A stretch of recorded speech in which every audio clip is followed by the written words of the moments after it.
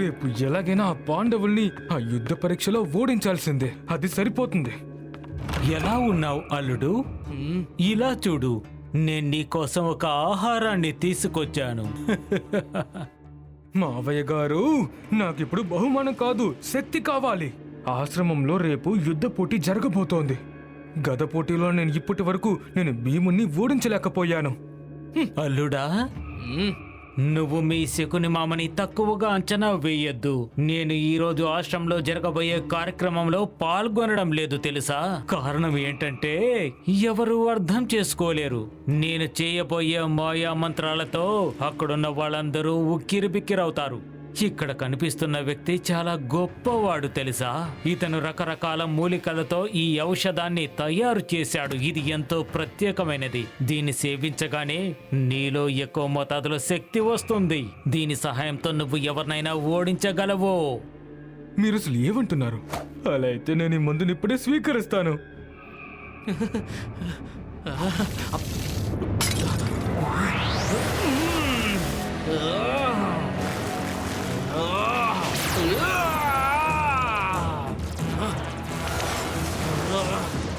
మావయ్య గారు, నా ఒంట్లో ఏదో శక్తి ఉన్నట్టు నాకు అనిపిస్తోంది. నేను ఎవరినైనా కొట్టాలని నా మనసులో ఎందుకు బాగా కోపంగా కనిపిస్తోంది. దుర్యోధన, దాడి చేసే ముందు ఈ మంత్రాన్ని మాత్రం చదువు చాలు. ఏక అస్త్రం, ఏక మంత్రం, సూర్యోదనం, సూర్యాస్తనం, శక్తి వ్రతమం, జై భవనం. ఈ మంత్రంలో అసలు విషయమేముంది వైద్యుడి గారు? ఈ మంత్రంలో గొప్పతనమేమీ లేదు. ఇది కేవలం అందర్నీ తప్పుదోవ పట్టించడానికి. ఈ మంత్రంలో ఏం చెప్పారు అంటే, ఈ ఔషధంలో ఉన్న శక్తి కేవలం సూర్యోదయం నుంచి సూర్యాస్తమయం వరకే ఉంటుంది. చీకటి పడిందంటే ఔషధం నిర్వీర్యమైపోతుంది. మేనలుడా, నువ్వు నిశ్చింతగా ఉండు. ఈ విషయం గురించి ఎవరేమి పట్టించుకోరు. ఇలా చూడు, నువ్వందరికీ ఏం చెప్పాలంటే,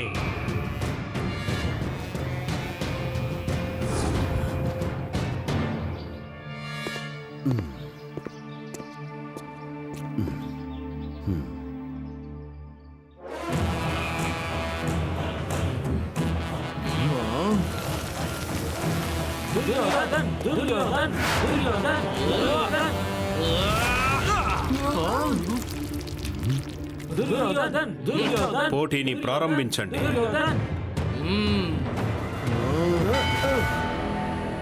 గురుదేవా, నేను భీముడితో మాత్రమే కాదు, నేను పాండవులు 5గురితో ఒకేసారి యుద్ధం చేయాలని చూస్తున్నాను. దుర్యోధన, నువ్వు బానే ఉన్నావు కదా? నువ్వేం చేయబోతున్నావో తెలిసే అడిగావా? నాకు 100% తెలుసు గురువు గారు. మీరు దేనికి దిగులు పడకండి. నాకు అనుమతిని మాత్రం ఇవ్వండి, సరిపోతుంది. నీ నిర్ణయం అదే అయితే అలాగే కానివ్వు. గదా యుద్ధం ప్రారంభించండి. గురువు గారు, నేను ఒక మంత్రాన్ని మాత్రం చెప్పుకోవాలనుకుంటున్నాను. ఒక యాత్రం, ఒక మంత్రం, సూర్యోదనం, సూర్యస్తమం, శక్తి వృద్ధుమం, జై భవనం.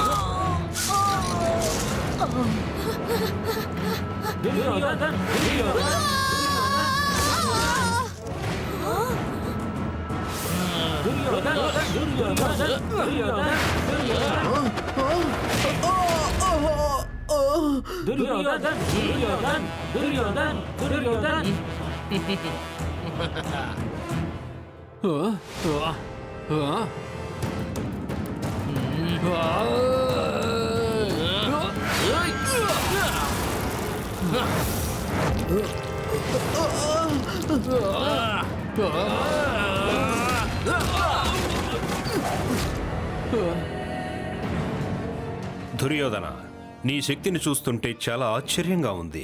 నీకు ఉన్నట్టుండి ఇంత శక్తి ఎలా వచ్చింది? గురుదేవా, అన్నయ్య దుర్యోధనుడు ఎన్నో రాత్రులు నిద్రపోలేదు. అన్నయ్య రాత్రి అంతా మేల్కొని నుండి కష్టపడి దవం చేసేవారు. అవును గురువుగారు, జపాన్ని పూర్తి చేసిన తర్వాత ఈ మంత్రాన్ని చెప్పుకుంటే సరిపోతుంది. నా ఈ శరీరంలో ఎవ్వరూ అసలు ఎదురు చూడని శక్తి నాలో ఏర్పడుతోంది గురువుగారు. అద్భుతం దుర్యోధన, మీరు ఇప్పుడు తపస్వి ఆగిపోతాం. తపస్వి అయిపోయాడు. వాడు బలాన్ని మనం తట్టుకోలేము. అంత బలవంతుడైపోయాడు. మీరు ఏంటంటే చెప్పలేదు దుర్యోధన్. నిజంగానే శక్తివంతుడు అయిపోయాడు దుర్యోధన. అర్పుదం దుర్యోధన. దుర్యోధనుడి పద్ధతిలో నాకు 1% కూడా నమ్మకం లేదు. సరిగ్గా అన్నావు సహదేవ్, నాకు అలాగే అనిపిస్తోంది. ఇతను శక్తి పెంచుకోవడం కోసం ఏదైనా విశేషమైన ఔషధం తాగుంటాడు. దుర్యోధన, నీ శక్తి అందర్నీ ఆశ్చర్యంలో ముంచెత్తింది. ఇలాగే సాధన చేస్తూ ఉండు. నేటి పోటీ ఇంతటితో ముగిసింది. రేపటి పోటీ తరువాత జరుగుతుంది.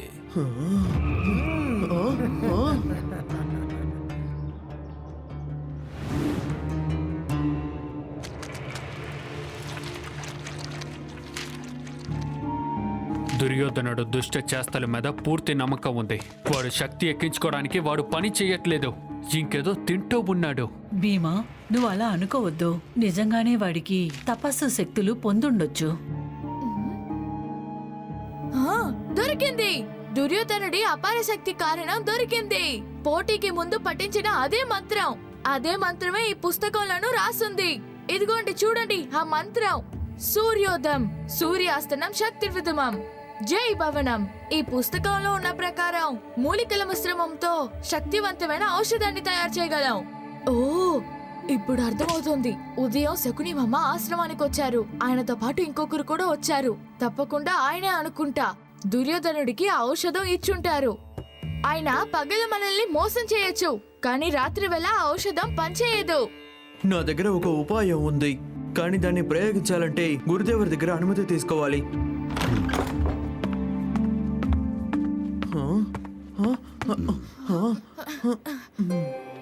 తథాస్తు.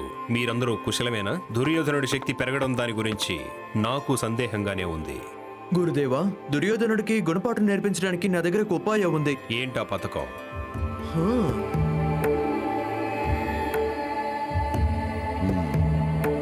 దుర్యోధనుడికి తన తప్పు తాను తెలుసుకోవడానికి అర్జునుడి ఈ పథకాన్ని నేను అంగీకరిస్తున్నాను.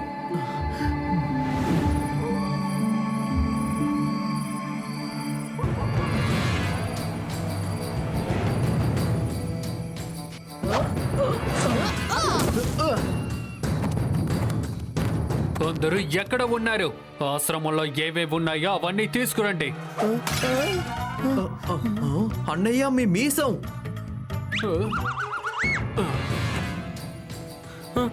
మీరందరూ ఎవరు? ఆశ్రమంలోకి ఎందుకు వచ్చారు? చూస్తే తెలియట్లేదా? మేవే బందిబోటులో. మేం వెళ్ళిన చోటల్లో అన్నీ మేము బందీ చేస్తూ వస్తూ ఉన్నాం. బందిపోటులారా, ఇది మా యొక్క చిన్న విద్యాశ్రమము.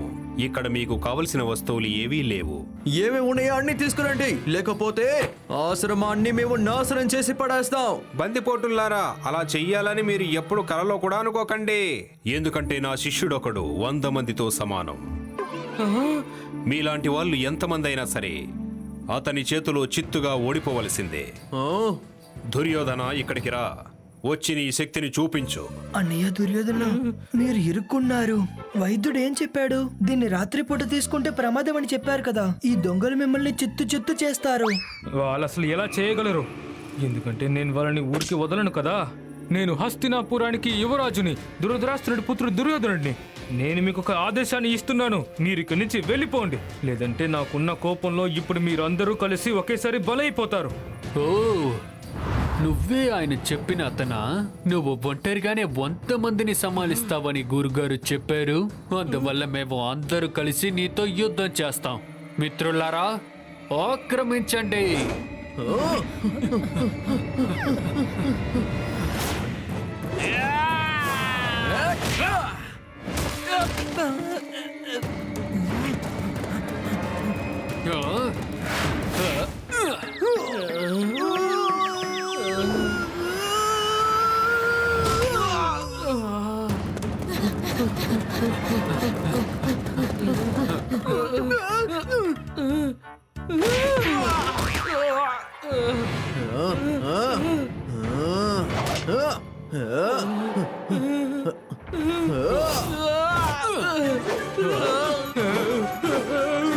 వదిలే వదిలే నన్ను వదిలే.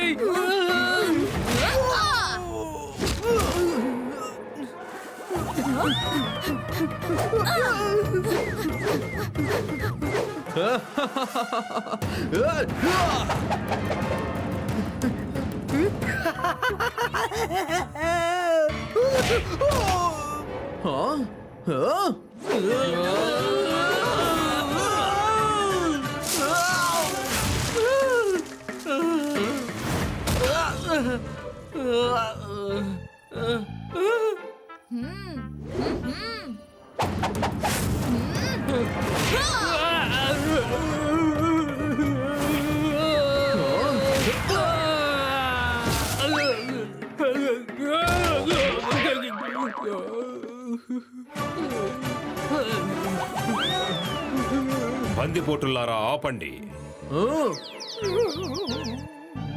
నా ఆశ్రమంలో విద్య నేర్పిస్తూ ఉంటాము. దీన్ని రణరంగంగా మార్చకండి.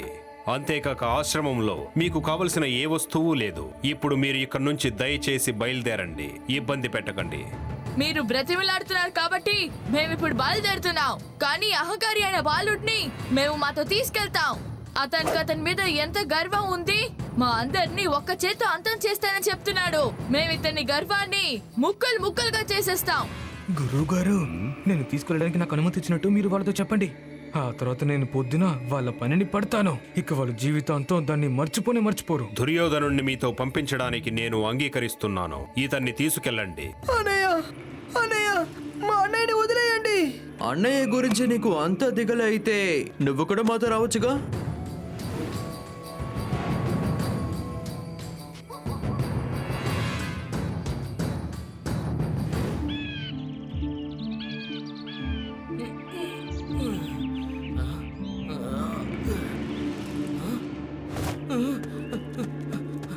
ఎవరు నాతో యుద్ధం చేయాలనుకుంటున్నారు?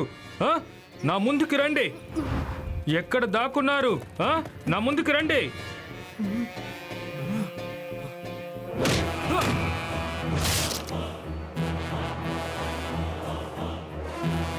అన్నయ్య, నాకెంతో ఆకలిగా ఉంది.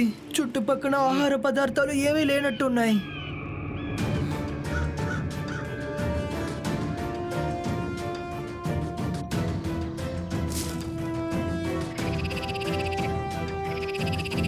మిత్రమా, నీకేమైనా తెలుసా శక్తినిచ్చే మూలికలు ఎక్కడ దొరుకుతాయని? కృతజ్ఞతలు అన్నయ్య. ఇంకా 2-3 మూలికలు దొరికితే మన దగ్గర కూడా శక్తిని పెంచే ఔషధం ఉంటుంది. వీళ్ళందరూ హంతకులంట. మనం ఇక్కడ వదిలేసి వాళ్ళు పారిపోయారు. అన్నయ్య, ఈ పండుని తినండి.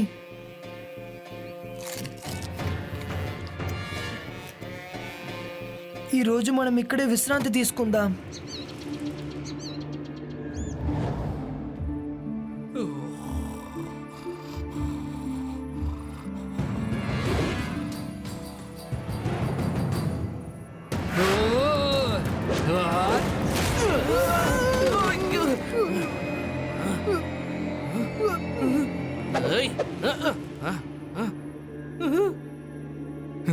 అసలు వీళ్ళు ఎక్కడున్నారు? పొద్దున్నుంచి వాళ్ళని వెతికి మాకు ఆయాసం వచ్చింది. నీకు అంత తొందరగా ఉందా? మేమందరం బందిపోట్లం. పగలు దోచుకోవడానికి వెళ్తాం, కానీ ఇప్పుడు వచ్చేసాం. యుద్ధం చేయడానికి సిద్ధమవ్వు. అన్నయ్య, యుద్ధం.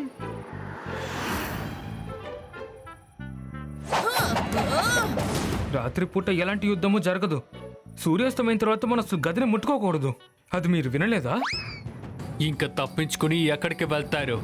నీతి ప్రకారం మీరు చెప్పింది నిజమే. లేదు, మీరు ఆగండి. ఈ రోజు యుద్ధం చేసే తీరాలి. మా అందరితో పాటు నువ్వు ఒకే సమయంలో యుద్ధం చేసే తీరాలి. ఇప్పుడు నువ్వు వెనకడగా వెయ్యలేవు. ఆక్రమించండి.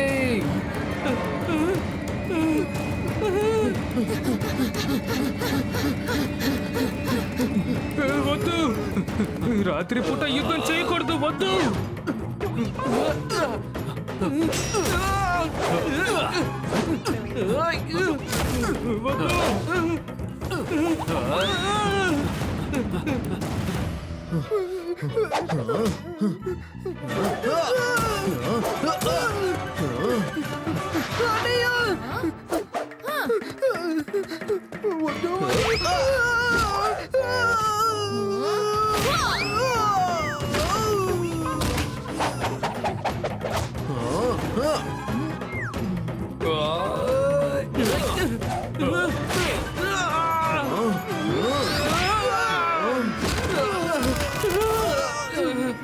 మీరందరూ నీతికి విరోధంగా యుద్ధం చేస్తున్నారు.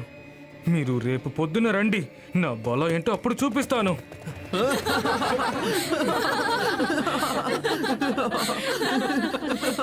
సహోదరులారా, మీ అందరూ అనుమతిస్తే ఈ మూలికల్ని నేను తిని దుర్యోధనుడితో యుద్ధం చేయాలనుకుంటున్నాను. ఇంత మంచి సమయాన్ని నేను అసలు వదులుకోవాలనుకోవడం లేదు.